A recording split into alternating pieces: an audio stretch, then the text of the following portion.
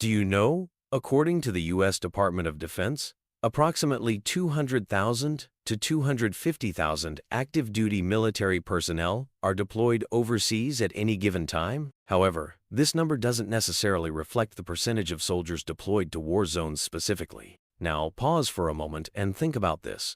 Among those thousands of soldiers, there are countless individuals who sit down to write letters before they step into the unknown. Letters filled with love, hope, and sometimes quiet goodbyes. These letters often hold the pieces of their souls, meant to comfort, encourage, or bid farewell to the ones they hold dearest. But what happens to these letters when time stands still for some and moves on for others? What happens when a message, written in the shadow of uncertainty, resurfaces years later, carrying the weight of emotions frozen in time? Today, I'll share with you the remarkable story of Captain Elias Morgan, a soldier, a husband, a father whose final words were lost in the fog of war, only to be discovered years later. A letter so profound, it changed the lives of everyone who read it. A letter that proves love, even in its silence, can echo across decades. Crestwood was the kind of small town where everyone knew your name. It sat quietly between rolling hills and endless fields, a place where life seemed simple and predictable. But for Captain Elias Morgan, life was anything but ordinary. At 32, he was a devoted husband, a father of two, and a soldier. For those who knew him, Elias was the epitome of courage and commitment, a man who carried the weight of duty on his shoulders with quiet pride. His wife, Lila, often said that Elias had two great loves, his family and his country. A high school teacher by profession, Lila had always admired his unwavering sense of responsibility. She had watched him rise through the ranks of the military with a mixture of pride and fear. Pride, because she knew his strength was unmatched. Fear, because every deployment carried with it the possibility of finality. Their home was filled with the laughter of their children, Emma, 8 years old, with her father's curious brown eyes, and Theo, just 4, whose boundless energy reminded Elias of his younger self. On most days, their family life was a beautiful chaos, but on this day, it was quieter. The shadows of an uncertain tomorrow lingered in the air. Elias was preparing to leave for a high-risk combat zone. The country was embroiled in political unrest, and his unit had been called to the front lines. For Lila, the reality of his absence loomed heavy. She tried to hide her anxiety, forcing a smile for the children's sake. But the worry was there, etched in the tightness of her jaw, in the way her hands lingered a little longer when she hugged him. The night before his departure, Elias sat alone at the kitchen table, pen in hand. The house was quiet. The children had long been tucked into bed, and Lila was upstairs, trying to fall asleep despite the turmoil in her heart. As he stared at the blank page before him, Elias thought about the things he wished he had said more often. He thought about the future he might not see, the milestones he might miss, the words of wisdom he might never get the chance to share. And so he began to write. "My dearest Lila," he started, the words flowing slowly at first and then more freely. He wrote about his love for her, a love that had carried him through the darkest of days. He wrote about Emma and Theo, about how proud he was of them, and how he hoped they would grow up knowing how much he adored them. He shared his dreams for their future, his hopes for their happiness, and his belief in their strength. "I don't know what tomorrow holds," he continued, "but if you're reading this, it means I'm not there with you. Please know that I will always be with you, in every memory we've shared, in every moment of joy, and even in the quiet times when life feels heavy." Elias folded the letter carefully and placed it in an envelope. On the front, he wrote in bold letters, "For my family, if I don't return." He held it in his hands for a moment, as if willing it to carry his love across whatever distance lay ahead. Then, he placed it inside his duffel bag, tucking it away with the hope that it would never have to be opened. As the first rays of dawn crept through the windows, Elias stood at the threshold of his home, his duffel bag slung over one shoulder. Lila and the children stood beside him, their faces a mixture of sadness and determination. He knelt to hug Emma and Theo, whispering promises of his return, though deep down, he knew those promises were not his to make. Lila's eyes filled with tears as Elias embraced her. She didn't speak, words felt too fragile for a moment so heavy. Instead, she clung to him, willing herself to believe in his strength, in the possibility of his safe return. As Elias walked down the driveway toward the waiting car, he turned back one last time to see his family standing there, framed by the doorway of the life he had built with them. He carried that image with him as he left Crestwood, not knowing that it would be the last time he would see it. War has a way of unraveling even the best-laid plan. For Captain Elias Morgan and his unit, the deployment began as expected, days filled with tense anticipation, nights marked by watchful eyes and whispered conversations about home. But in war, predictability is a fragile illusion. One fateful evening, during what was meant to be a routine mission, Elias's unit found themselves walking into an ambush. The chaos was immediate and overwhelming gunfire erupted, cutting through the night like a jagged wound. Orders were shouted, movements became frantic, and amidst the chaos, the soldiers fought valiantly to hold their ground. Elias, ever the leader, directed his team with courage and precision. His focus was unyielding, his bravery unquestionable. But even heroes are not invincible. As the ambush raged on, a single, devastating moment changed everything. Elias was struck down, his voice silenced, his dreams left incomplete. Back home in Crestwood, life shattered in an instant. The news of Elias's death arrived in the form of a folded letter from the military, delivered to Lila by a uniformed officer who could offer nothing more than practiced condolences. "We regret to inform you," were the words that broke her world apart. Lila clutched the letter in her trembling hands, her mind unable to process the enormity of the loss. Emma and Theo, too young to fully understand, sensed the weight of their mother's grief. In the days that followed, the house became a hollow echo of what it once was. The laughter that had once filled its walls was replaced by quiet sobs and the unbearable silence of absence. The letter Elias had written, the one he had poured his heart into, was never delivered. It remained hidden in the chaos of war, a piece of his soul lost amidst the rubble and ruins. For Lila, the lack of closure was a wound that never quite healed. She often found herself sitting in their bedroom, staring at the photograph of Elias in his uniform, wondering what he would have said if he had the chance. Did he have words of comfort, of reassurance? Did he think of her and the children in his final moments? These unanswered questions lingered like shadows, refusing to let her fully move on. How does one move forward without closure? Can a family truly heal without hearing the final words of someone they loved, without knowing the thoughts that carried them through their last moments? Years passed. Emma and Theo grew up, their memories of their father a blend of cherished moments and fragmented stories told by Lila. The pain of his loss became a quiet part of their lives, like a scar that no longer ached but was impossible to forget. Then, decades later, something extraordinary happened.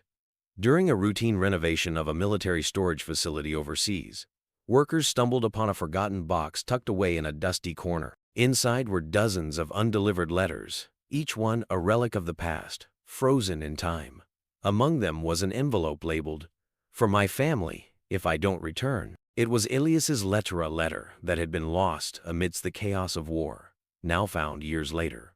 What were the odds that it would resurface after so much time? How could words written in the shadow of uncertainty still hold the power to change lives long after the man who wrote them was gone? The letter was carefully cataloged and sent back to the United States, where it eventually made its way to Crestwood. For Emma, now a grown woman with a family of her own, the arrival of the letter was both a shock and a gift. She held the envelope in her hands, the handwriting unmistakably her father's. Her heart raced as she realized she was about to hear his voice again, after all these years. What would the letter say? Could words written decades ago bring healing to wounds that had long scarred over? Or would it simply reopen the pain of loss? Emma didn't know, but she knew she had to read it. Decades had passed since Elias Morgan's death. His daughter Emma, now in her 30s, had built a life of her own. She was a mother, a wife, and a successful freelance writer. Though her father's memory was a cherished part of her identity, the pain of his absence had faded into a quiet ache, something she carried with her but rarely spoke about. One afternoon, as she returned home from picking up her kids from school, she found a small package waiting on her doorstep. It was unassuming, a plain envelope with her name handwritten across the front. But when she opened it, her heart stopped. Inside was another envelope, yellowed with age, labeled in bold letters, For my family.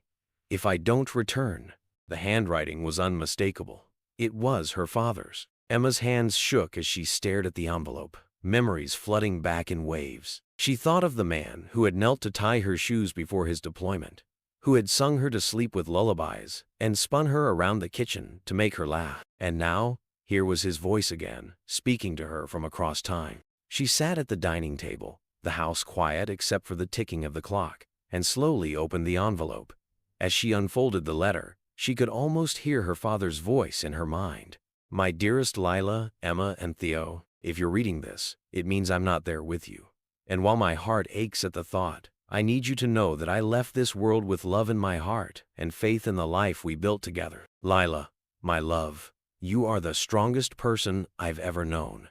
I know you'll carry on, not because it's easy, but because it's what we do. Lean on others when you need to, and never forget that the children will need your strength and love as much as you'll need theirs. Emma, my little firecracker, I'm so proud of the girl you've become, and I know you'll grow into a woman with a kind heart and fierce determination. Chase your dreams, no matter how big they seem, and never let fear hold you back. Theo, my curious boy, you have a light in you that can brighten the darkest room.